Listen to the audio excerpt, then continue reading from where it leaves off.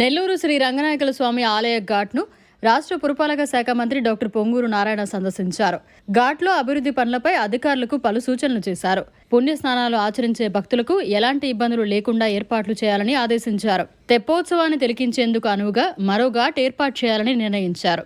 ఈ సందర్భంగా మంత్రి నారాయణ మీడియాతో మాట్లాడారు.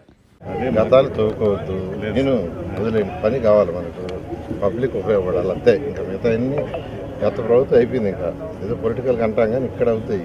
ఇప్పుడు నాకు కావాల్సింది ఏంటంటే ఎంత అయింది ఇప్పటికి 2.8 ఎన్సీసీ వాళ్ళ కాంట్రాక్ట్ వాళ్ళ దాంట్లో 7 crores అయిపోయింది. అది అయిపోయింది. తర్వాత సిటీ బ్యాలెన్స్లో 4.5 crores తోటి పెట్టారు. అంటే కాదు, ఆ 7 కోట్లు పెట్టింది ఘాటుకే కదా. అది దానిలో అయిపోయింది. రివర్స్ టెండరింగ్ ఎందుకు పిలిచారు? ఎస్సీ గారు, పార్లమెంటరీ గారు ఎవరు 2 సార్లు పిలిచిన ఎవరు వేయలేదు సార్. టెంపుల్లో 2014-19లో నేను మంత్రిగా ఉన్నప్పుడు అప్పుడు ఇక్కడ ఉన్న పూజారులు భక్తులు అడిగింది ఏంటంటే ఘాటు సైజ్ సరిపోవట్లేదు సార్, పెద్ద ఘాటు కట్టమంటే ఒక చక్కటి ఘాటుని డిజైన్ చేసాము. దాన్ని అప్పుడు మొదలుపెట్టడం జరిగింది. సో ప్రభుత్వం మారటం వల్ల అది అసంపూర్ణంగా వదిలేశారు. అయితే మళ్ళీ ఇప్పుడు దాన్ని కంప్లీట్ చేయాల్సిన బాధ్యత ఖచ్చితంగా ఒక మంత్రిగా నాకుంది.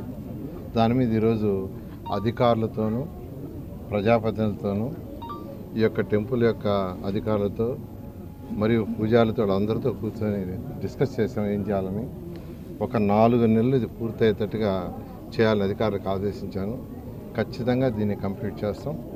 అదేవిధంగా ఇంకా కొన్ని సమస్యలు చెప్పారు వాళ్ళు, దాన్ని కూడా సాల్వ్ చేస్తామని చెప్పాం. ఏదేమైనప్పటికీ టెంపుల్స్ని కాపాడాల్సిన అవసరం ఉంది. అది ప్రభుత్వం యొక్క బాధ్యత. ముఖ్యమంత్రి గారు నారా చంద్రబాబు నాయుడు గారు యాక్చువల్గా రావటం, ఈ రివర్స్ టెండరింగ్ సిస్టమ్ తీసేయటం జరిగింది. దానివల్ల ఎటువంటి ఉపయోగం లేదు, ఎందుకంటే వర్క్స్ అన్ని డిలే అవుతున్నాయి. ఈరోజు మళ్ళీ దాని టెండర్ని 4 నెలల్లో ఇమ్మీడియట్గా 1 monthలో ఆ యొక్క టెండర్ కూడా క్యాన్సిల్ చేయలేదంటే ఎవరికైతే వర్క్ ఇచ్చారో అది లైవ్లో ఉంది.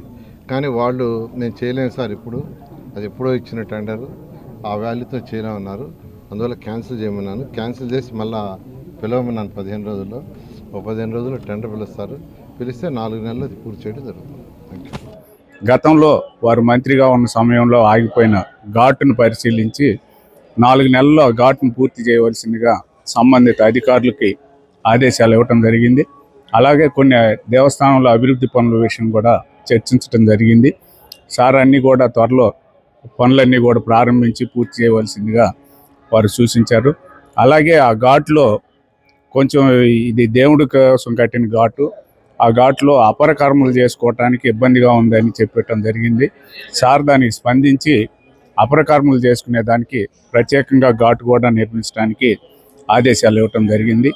ఈ సందర్భంగా స్వామివారి దేవస్థానానికి ఇన్ని రకాల సహాయ సహకారాలు అందిస్తున్న నారాయణ గారికి, అలాగే దేవాదాయ శాఖ మంత్రులు ఆనం రామనారాయణ రెడ్డి గారికి ఉగాది శుభాకాంక్షలు. మరిన్ని అప్డేట్స్ కోసం మన HN9 TV ఛానల్ని సబ్స్క్రైబ్ చేసుకోండి.